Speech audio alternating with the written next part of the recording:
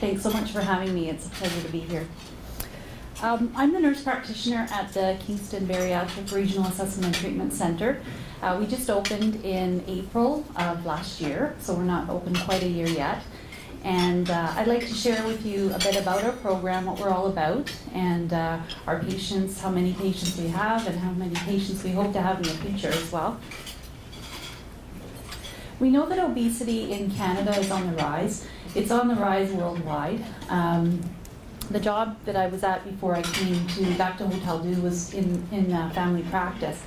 And the amount of patients that we saw who were looking to lose weight, had many chronic diseases that were related to their obesity, huge amount of patients with that. So what I want to talk to you a bit about is the types of surgeries that are available and what we're offering. So the benefits of bariatric surgery, obviously weight loss. So about 52 to 77% of excess body weight is lost at 10 years with bariatric surgery. Mortality rate is lowered by 29 to 40%, and diseases are improved, or there can be remission of certain diseases. So specifically looking at type 2 diabetes, we're seeing such a reduction in patients who have to be on insulin or use oral medications to help control their blood sugars. And these are a large number of patients that we're seeing who have diabetes and other chronic diseases as well. And the other big positive is improved quality of life. So we're seeing patients come in, their confidence has improved, and this is very beneficial. So the two main types of surgery that's being done, and just to fill you in, so the surgeries are not being done in Kingston at this point. Patients are having all of their preoperative assessment and post-op follow-up done at our program. The surgeries are done at either Humber River Hospital in Toronto or in Ottawa. So Roux-en-Y is the most common type of gastric bypass surgery that's done with our patients. This is a restrictive as well as a malabsorption procedure. So basically what's done is the top part of the stomach is stapled into a small pouch that's about the size of an egg. A normal stomach is about the size and shape of an eggplant. So it's very restrictive in that the stomach becomes much smaller. As well, part of the small intestine is rerouted up to the new stomach pouch, and so this causes malabsorption as well. So the weight loss is both because of restrictive purposes and with malabsorption as well. The other type of procedure that's done is the gastric sleeve. This procedure is done in patients who have to take anti-inflammatories for reasons such as rheumatoid arthritis. With the Roux-en-Y surgery, patients can no longer take anti-inflammatories, and so for patients who have to be on those drugs, they may have to have the gastric sleeve instead. As well, patients who have a body mass index above 60, this may be a better option for them as well. So it's not a malabsorption surgery, it is a restrictive surgery, but the amount of weight lost with gastric sleeve is not as high as that of Roux-en-Y. And the main reason is that the stomach is much like the shape of a banana, so the stomach is a bit larger than the Roux-en-Y surgery. So the criteria for surgery, patients have to have a body mass index above 40. Now body mass index is something that's calculated looking at height and weight. So most of our referrals are over 40 BMI. Also a BMI above 35 with multiple comorbidities. So what that means is that they have to have either diabetes, hypertension, hyperlipidemia, sleep apnea, or those types of comorbidities in order to meet criteria for the surgery. The other thing we look at is if they've attempted other diets in the past. So we want to ensure that people have tried other things to try and lose weight, other programs. Maybe they've seen a dietitian for 3 or 4 months, or they've done Weight Watchers or some sort of program in the community before they would meet criteria for surgery. So that's something that we're upfront about with the patients. They have to show that they're motivated and willing to make changes and lifestyle changes. And we have turned down a couple of patients because we had sort of given some things for them to work on, not necessarily losing weight, but just some things maybe in their lifestyle that they could change, and they were unable to make any of those changes. The thing with bariatric surgery is that it's a wonderful tool, but it's a lifelong work. I mean, it's for the rest of this patient's life, they have to make changes that are permanent. And so it's not something that you have the surgery and it's, you don't have to worry about gaining weight. It is a lifelong process. So we really want patients to understand that and be willing to make changes. Patients have to be psychologically and medically fit for surgery.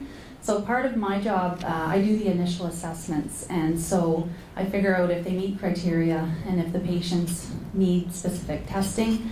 There are a number of things that they may have to be sent away for, specialties such as endoscopies. They may have to see a psychiatrist. It just depends on the patient.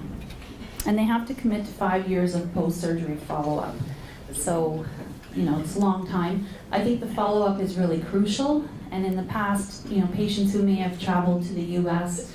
Maybe didn't have a lot of follow-up because it's costly and time-consuming to travel far away for all the follow-up. I think the key to keeping the weight off is to have good follow-up afterwards. And the other thing is patients have to be nicotine-free for 6 months. So no cigarettes, no Nicorette patches, anything like that. If the patients are referred to us and they are using nicotine, then they are sent back to their family doctor until they quit smoking for at least 6 months. So the referral process comes through the family physician and it's online. So there's a bariatric network that was formulated in 2009.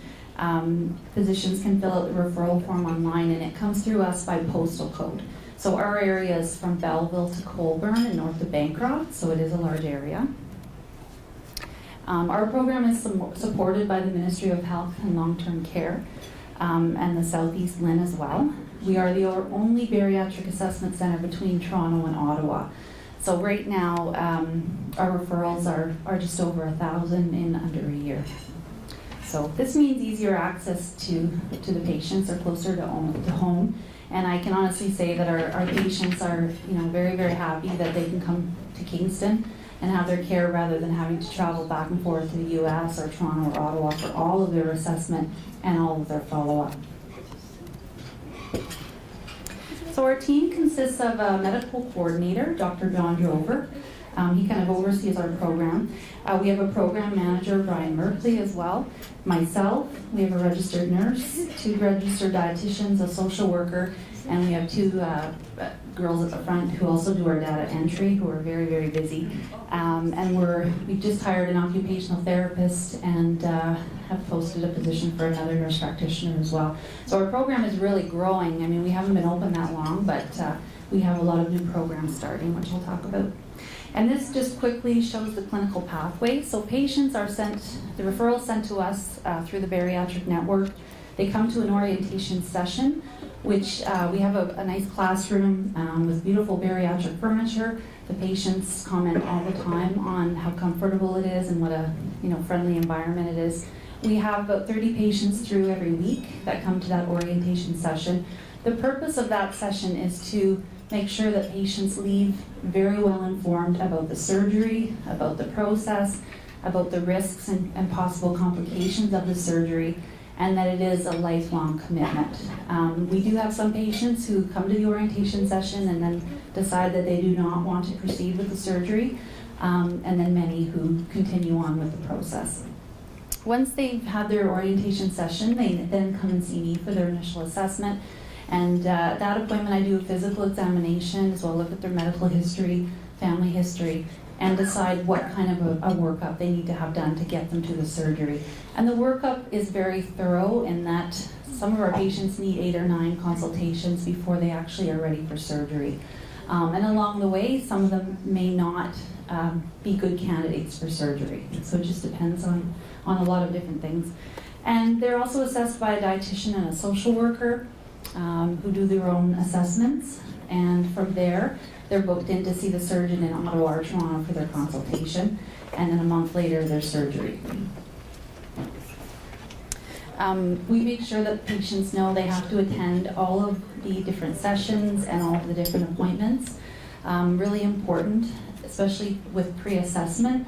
If patients are missing a lot of appointments pre-assess, then it sort of makes us wonder how they're going to do with follow-up. So we're really picky about that. We want patients to make an informed decision about the process, and you know, it's really important that they complete all of their testing. If they don't, then they don't move on to see the surgeon. So patients are seen for follow-up at 1 week post-op, 1 month, 3 months, 6 months, 9 months, and a year, and then every year after for 5 years. They are happy with that. You know, they really appreciate the follow-up. And now that they know the center is up and running, we get lots and lots of calls from patients who are post-op wanting to transfer to our center, who haven't been transferred yet. We just had a bulk transfer of 200 patients last week from Ottawa. The other thing that we've added to our program just in the last couple of months is we have a lot of patients with diabetes, patients who have very elevated blood sugars, who the surgeons will turn away because their blood sugars are quite high. So we now have a clinic set up with an endocrinologist, Dr. Holden, as well as a diabetes nurse. I refer patients to that clinic, and the goal of that clinic is to have patients have A1Cs, which is an average sugar test, under 7.5 prior to their surgery. And it's working. Patients are able to get their A1Cs down, 5 or 6% within a matter of a month or two by seeing this clinic. So it's very beneficial. We also have a surgeon who's very interested in performing bariatric surgery, Dr. Dave Robertson. He's working with us once a month to see some of our more complex patients with hopes of actually having the bariatric surgery done in Kingston at some point in the future. And then we have a respirologist, a sleep apnea clinic. So patients go for their sleep studies. Many of our patients have sleep apnea, and they do a follow-up with Dr. Agarwal in our clinic as well. So these are all things for patients that are right in the bariatric clinic. The last thing is that we just have a medical program ready as well. So on February 14th, we're starting our first medical management program. And what that means is that patients who decide they do not want bariatric surgery or who don't meet the criteria can still come to our program and do a 26-week weight loss program. So it's a non-surgical option for patients.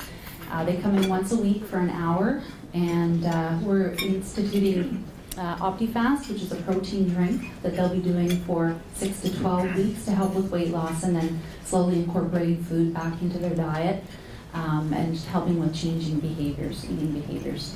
So we're really excited about that program. There'll be an occupational therapist, dietitian, and social worker heading up that program as well. The other thing that we've been really working hard on is doing community outreach, because a lot of people don't realize we're there. We're at Hotel Dieu. So we have been out and working with the family health teams. We're starting a session with KGH Emerge in March to do in-servicing on bariatric surgery patients, complications, that type of thing, follow-up as well. Pharmacists and different community outreach. We've been up to Bancroft, done outreach there. We've had a lot of patients from that region as well. So our program is really growing. It's been a really exciting experience for me coming back to Hotel Dieu and helping develop this program. And we're really proud of our team. We've got a great motivated team that are there to really help patients along the way.